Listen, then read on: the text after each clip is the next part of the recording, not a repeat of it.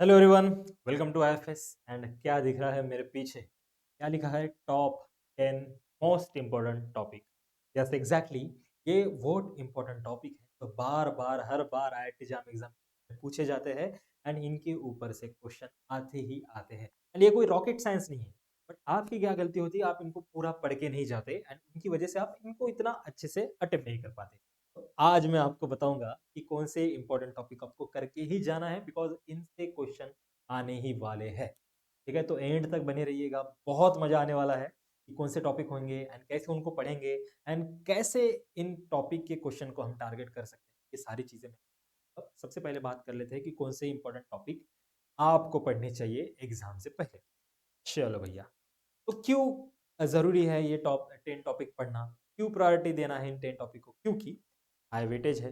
Obvious बात है, ए में बहुत वेटेज वाले क्वेश्चन हो, क्योंकि इस टॉपिक से ज्यादा क्वेश्चन पूछे जाते हैं, इसलिए इसका वेटेज ज्यादा है। एंड फाउंडेशनल कंसेप्ट है ये कंसेप्ट अगर आपको आते हैं तो इनके ऊपर के कौन से भी कंसेप्ट अगर आप इनके ऊपर पढ़ोगे वो आसानी से आपको समझ आएंगे। ये बेसिक आपका स्ट्रॉन्ग कर देंगे। उसके बाद प्रॉब्लम सॉल्विंग पे फोकस आपका हो जाएगा। frequent numerical and application based question paper from this, right? मतलब कोई भी application based question आ जाए, कुछ भी न्यूमेरिकल्स आ जाए, आप आसानी से सॉल्व। उसके बाद internet connectedness, okay, mastering one concept often unlock understanding to several. Exactly, अगर आपने एक पढ़ लिया, इंटरकनेक्टेडनेस होता है इसमें। तब एक कंसेप्ट अगर आपने पढ़ लिया तो उसके बेसिस के ऊपर आप दूसरा कंसेप्ट बहुत आसानी से, राइट? जैसे आपने मेथड्स पढ़ लिया तो मेथड से आप सेल बायोलॉजी के जो एक्सपेरिमेंट है आपको बहुत अच्छे तरीके से समझ में। जैसे आपने बायोकेमिस्ट्री पढ़ लिया, बायोकेमिस्ट्री के बेसिस के ऊपर आपके मॉलिक्यूलर बायोलॉजी, सेल बायोलॉजी में इंटरेक्शन एंड ऑल थिंग्स आपको समझ में आ जाएगा, रिएक्शन समझ में आ जाएगा, मेटाबॉलिज्म समझ में आ जाएगा, राइट? तो एक दूसरे के साथ ये हमेशा ही जुड़े रहेंगे, बिकॉज इट्स साइंस। तो ये टॉपिक पढ़ना आपका बहुत इंपॉर्टेंट हो जाता है। तो कौन से है भैया टॉपिक? तो मैंने पहले 5 कोर टॉपिक लाए हैं। कौन से है? Molecular biology, biochemistry, cell biology, genetics and metabolic pathway. ये 5 टॉपिक बहुत बहुत बहुत इंपॉर्टेंट है। एंड इसमें भी मॉलिक्यूलर बायोलॉजी की बात करें तो डीएनए आरएनए का structure, replication, transcription, translation and gene regulation जैसे लैक ऑफ, इसका वेटेज लगभग 15% आ जाता है। ओके, इक्वल और लेस देन 15%। उसके बाद अगर बायोकेमिस्ट्री की बात करें तो ये भी बहुत अच्छा एंड बहुत ज़्यादा वेटेज वाला यूनिट है, जिसका लगभग 20% वेटेज रहता है। इसमें आपको क्या पढ़ना है? मैक्रोमोलिक्यूल्स जैसे proteins, lipid, carbohydrate, structure, enzyme kinetics, enzyme के पूरे डेफिनेशंस के, कैट क्या है, वीमैक्स क्या है, केएम क्या है, ये सारी चीज़ें। ओके, साइक्लिज्म मेंटेन इनहिबिशन, ये लगभग 20% वेटेज कैरी करता है आपके।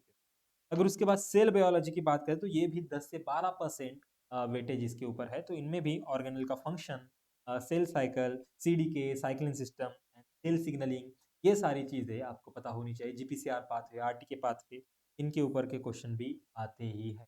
अगर उसके बाद जेनेटिक्स की बात करें तो Mendelian, non Mendelian, linkage, mapping, population genetics, बहुत सारी चीज़ें। एंड ये भी 8 से 10% of the weightage it carry out of the paper. Okay, and problem heavy, actually. And metabolic pathway जैसे glycolysis, TCA, electron transport chain and basic photosynthesis pathway, ये भी लगभग 12 से 15% वेटेज कैरी करता है आपके पूरे पेपर का। एंड न्यूमेरिकल के ऊपर फोकस देना है, इनके बायो एनर्जेटिक्स के ऊपर फोकस देना चाहिए। ठीक है, उसके बाद पार्ट 2, कोर टॉपिक 5। इसमें अगर आप इम्यूनोलॉजी की बात करें तो इम्यूनोलॉजी में भी बहुत सारे कंसेप्ट आपसे पूछे जाते हैं, जैसे innate and adaptive immunity, antibody structure and type, MHC class and vaccine, इसके प्रिंसिपल। ओके, लो लगभग 10% वेटेज कैरी करता है। एंड माइक्रोबायोलॉजी की बात करें तो बैक्टीरियल ग्रोथ काइनेटिक्स, उसके बाद culturing method, control of micro organism मतलब sterilization techniques, disinfections and all. And उसके बाद बेसिक वायरोलॉजी, ये सारी चीज़ें माइक्रोबायोलॉजी में से इंपॉर्टेंट है। अगर रिकॉम्बिनेंट डीएनए टेक्नोलॉजी की बात करें तो recombinant DNA technology, vector, restriction enzymes, endonucleases, PCR, blotting technique, ये सारी चीज़ें आपको पता होनी चाहिए। ठीक है, ये भी 12% तक का वेटेज कैरी करता है। एंड अगर बायोफिजिक एंड एनालिटिकल टेक्निक की बात करें, एनालिटिकल टेक्निक की बात करें तो spectrophotometry, Beer Lambert law and chromatography, electrophoresis, ये सारे इंपॉर्टेंट एंड थोड़ा कम वेटेज वाला है बायोस्टैटिक एंड बायोइन्फॉर्मेटिक्स, इनके बेसिक, ठीक है, इनके बेसिक बायोफिजिकल एनालिटिकल या फिर बायो टेक्निक, बायोइन्फॉर्मेटिक्स, बायोस्टैट्स, ये थोड़े लिस्ट इंपॉर्टेंट है बट इंपॉर्टेंट। ऊपर वाले बहुत बेसिक से कंसेप्ट है, इनको आपको करना है, you cannot ignore this, you cannot escape this, you cannot exclude this. Okay, ये तीनों के तीनों टॉपिक आपको करने ही हैं, नो अदर ऑप्शंस।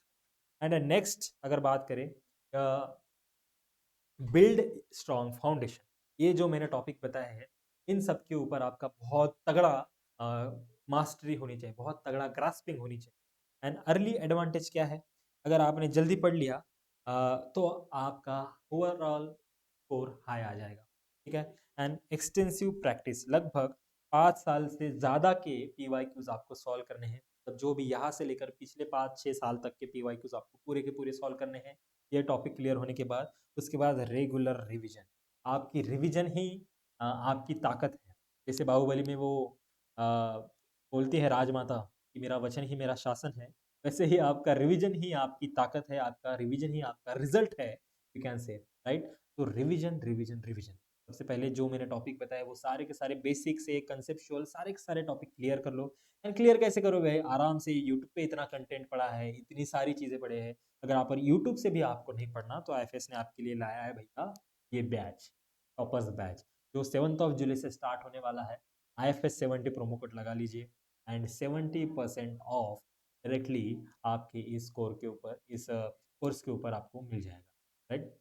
तो ये सारी चीज़ों में मैंने जो बताई है, मैंने जो 10 कंसेप्ट बताई, ये बहुत डिटेल में, बहुत डेप्थ में, ये कंसेप्चुअल क्वेश्चन, ये न्यूमेरिकल क्वेश्चन, थ्योरेटिकल क्वेश्चन, ये सारे के सारे करवाए जाएंगे, इनके कंसेप्ट आपको समझाए जाएंगे। ये सारे टॉपिक आपके IIT जाम एग्जामिनेशन, भले ही वो IIT जाम हो, भले ही वो गैट भी हो, भले ही वो स्वेट PG हो, ये कोर सब्जेक्ट है, ये कभी नहीं छूटने वाला। ओके, तो इनको पढ़ के ही जाना पड़ेगा आपको IIT जाम एग्जाम। एंड मैं ये क्यों बोल रहा हूँ, ड्यू टू इस, ये अनमोल रतन हमारे टॉपर है, इन्हीं की वजह से ये जो IFS है वो खड़ा है। लगभग 10 में से 6 टॉपर्स आपके IFS से ही आए हैं IIT जाम में।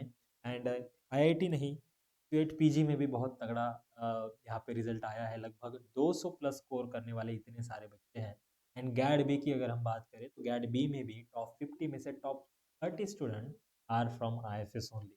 ओके, तो आप भी इनमें से बन सकते, एंड आई होप, एंड मैंने जो कंसेप्ट अभी आपको बताया है, जो टॉपिक आपको बताया है, वो आप करोगे, वो बहुत अच्छे से करोगे।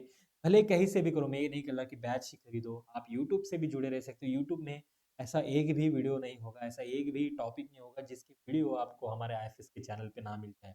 तो ये आपकी मॉरल रिस्पॉन्सिबिलिटी है कि उनको देखो, उनको ढूंढो, उनको शेयर करो अपने दोस्तों के साथ, कि वो भी आपके साथ वो एग्ज़ाम निकाल पाए। ओके, तो मैं आशा करता हूँ आपको ये सारे के सारे टॉपिक समझ में आए होंगे। एंड अगर समझ में आया तो प्लीज़ लाइक कर दीजिएगा, अगर नए हो तो इस चैनल को सब्सक्राइब कर दीजिए। एंड मिलते हैं किसी नेक्स्ट वीडियो में। तो thank you, bye bye, happy learning.